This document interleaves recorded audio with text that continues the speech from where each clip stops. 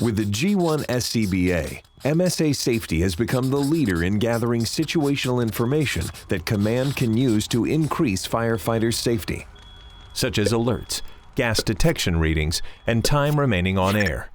As the G1 suite continues to evolve, that information will only become richer. But how can that data be easily shared with Command so that it is most useful? Introducing MSA Hub.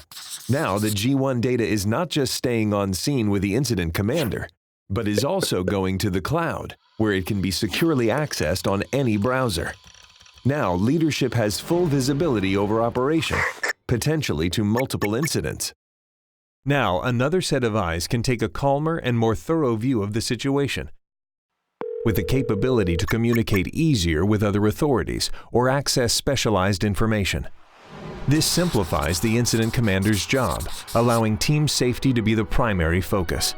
The MSA Hub from MSA Safety. When you go in, we go in with you.